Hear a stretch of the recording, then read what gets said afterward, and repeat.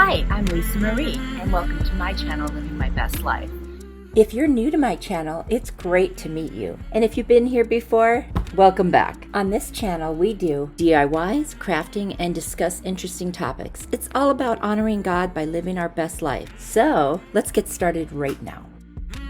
Today, I am participating in a DIY garland challenge that is hosted by Sandra at the SCHWOWIN'S Nest and Jamie at Simple Roots Simple Living. I will have both of their channel links in the description. I highly recommend you visit them when you're finished with this video. They both are so talented and have amazing channels. I will also put a playlist in my description box with all of the other videos of those who are participating in this challenge. I can't wait to see what everyone has created, and I hope you'll check it out too.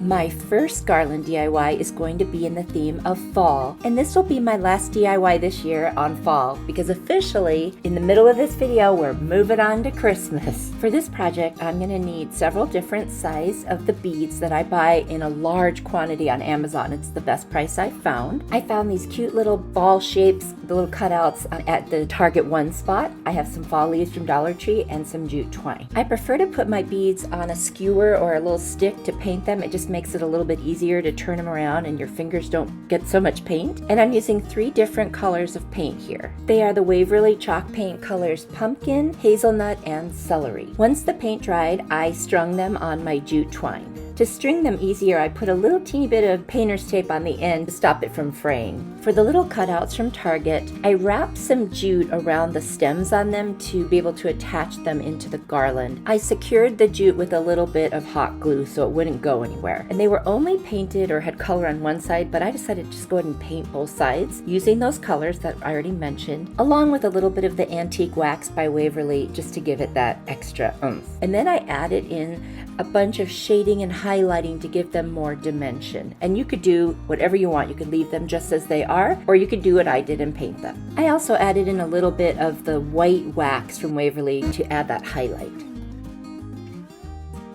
Now, maybe I'm a little extra, but I just love the way it turns out. The next thing I did was make some tassels to hang on the garland. Now later in this video I'm going to give you more instructions on how to make them. I wasn't able to film this part because we had a house guest, a little complicated, and so I had to take pictures. So stay tuned. In one of the other ones I'm going to show you how to make those little tassels. I added a tassel to each end of this garland and it's done. It is so cute. I hung it up and now you can see the finished product here.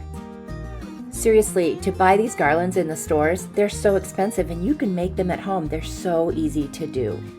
I absolutely love this. I am enjoying it so much and I'm going to be sad when I have to take it down and put up the Christmas stuff instead. I mean, not sad about the Christmas stuff, but sad that I have to take this one down. You know what I mean.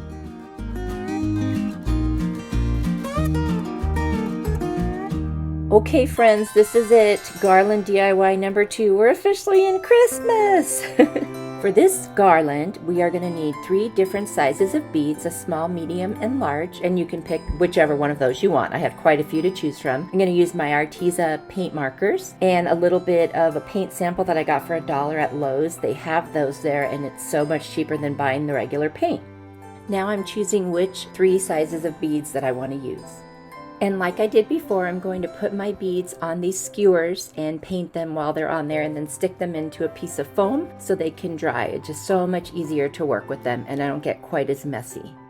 I don't want to forget to mention that if you really enjoy this video, please hit the like button, and if you're not subscribed, I invite you to do so. Share the video, leave me a comment, let me know what you think. All of those things really help my channel grow. I really appreciate you guys so much. Now that the beads are dry, I'm going to string them, the largest on the bottom, the middle one in the middle, and then the smallest on top to create a snowman. I'm going to make sure there's a big enough knot at the bottom that it will hold the 3 beads on the string and they won't slip through. And then I'm going to leave extra on the top so that I can tie it to the garland. I will also make another knot at the top of his head just to secure those 3 beads on the twine. I painted enough beads to make 10 little snowmen, and so I'm just going to repeat the same process for all 10. I'm going to get my bright orange Arteza paint marker out and I'm going to make the little nose on each of the snowmans. And I'm going to use the tweezers that come with it and flip the little tip around. And I just learned this recently that there's a wide tip and a fine point tip and you can just switch them around with your tweezers. How cool is that? Now I'm going to get my black marker. I am now going to paint on his eyes, his charcoal mouth, and the 3 buttons in his middle section for all 10 of the snowmen. In the automotive section at Dollar Tree, I found this rope that's red and white, and it's basically 3 strands, 2 of red and 1 of white, and it has that kind of candy cane look. So I separated some of the red out and cut it in order to make a little scarf for each of the snowmen. They also had this same rope or twine, whatever it is. It's almost like a plastic kind of substance, but they had it in green and white, so I ended up making scarves out of both. I had some white pipe cleaners and I cut them into little teeny pieces to make arms for each of the snowmen. And I wasn't sure how long to make them, so I cut them and then I ended up trimming them, and I hot glued them to the sides of the snowmen. I made some waving, some with their hands down, just kind of mixed it up a bit so they didn't all look exactly the same. Once I gave all 10 snowmen their arms, I decided I needed to come up with a pattern with the beads to string between each snowman, because otherwise it would be a really short garland. So I messed around a little bit and just kind of decided, and you could pick whatever pattern you like. I just made one up, and now I am attaching the beads accordingly. So, fun tip I just learned recently. If you buy one of the little ashtrays at the Dollar Tree, you can use it to hold beads so they don't roll around on the table. You can also lay your paintbrushes across it in the little grooves where people would have put cigarettes. What a handy thing for something that I would never buy since I don't smoke. Once I finished stringing all my beads in the pattern that I want, I determined where I would attach each snowman, and because I had left string at the top, I'm able to tie it around the twine that's between each of the beads where I want to place a snowman. And so I'm going to do that with all 10 of them. Now they're all attached and they look so cute, but I felt like it needed a little more color, so I took my crimson chalk paint from Waverly and I added a little water into a bowl to water it down, almost to make it into a stain. And even though it's already strung on the garland, it was a little tricky, but I went ahead and I basically tinted or stained each of the beads, excluding the snowman, just to give it a little more color. And I'm very happy I did. It was worth it. It came out so nice. And for me, that was just what it needed. And you know what? I am so glad I did it, and I love them. And they're very festive, and then you have the little white snowman, so the contrast is perfect. And what a fun little garland. I love these little snowmen. I'm thinking of making them for some other DIYs besides garland. They're just so cute. Oh my gosh, I love this one. What do you guys think?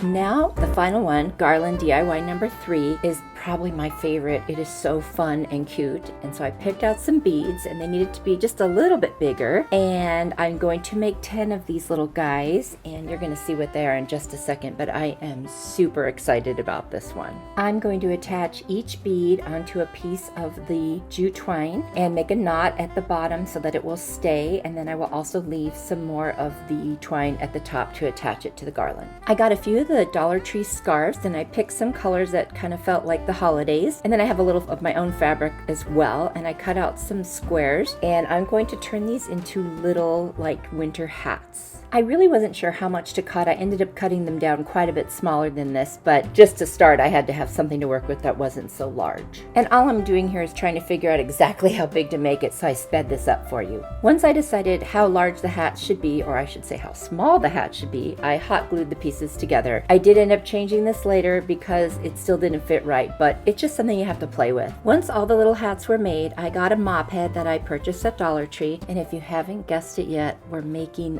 little gnomes. Oh my gosh, they're going to be so cute. And I did forget to show you, but I wrapped some jute twine into little circles to make kind of like for the tassels on the hat. You can see them on the screen there. That was just kind of rolling them into a circle and hot gluing them. I cut the mop head into little pieces that would be long enough to be like their little beards, and then I unraveled them. There's about 3 or 4 basically strings in each piece of the mop head, and that way you can kind of spread them out a little bit more. I took the little separated strands strands from the mop head and I hot glued them to the bead, which is basically where the face would be of the gnome, and just tried to create that beard going about halfway around. For their noses, I found these little adhesive, I don't know, kind of half circle beads, and I painted them all in one of my paint sample colors. I don't know the name of it. I got it at Lowe's. Now, I do end up painting them a different color later so you can see them better, but I went ahead and painted them, let them dry, and they're adhesive, so they'll stick right to the mop head. Now I'm going to attach one of the little hats to this particular gnome because I want to make sure that I'm doing it right for the rest of them, and I hot glue it right on there. Once all 10 are assembled, I add their little ball tassel to the top of their hat, and then I'm going to smooth out their little beards and just see if I need to fill in any gaps anywhere. I gave them each a little beard trim, and now I'm going to add their little noses right on top of the beards. Now, as promised, I'm going to show you how to make the tassels. I made a little template for myself out of cardboard. You can see I cut it as long as I want the tassels to be, and then I make a little notch kind of towards the top, and that's where I'm going to tie the upper section of the tassels. So I'm going to wrap around, in this case 25 times, because that's what I decided. You could make them as big or small as you'd like. And once I get 25 times around, I will cut at the bottom, and now it'll just all be on my little template ready to create. Now I'm going to take a small piece of twine and I'm going to push it under where the notch is and up through the other side.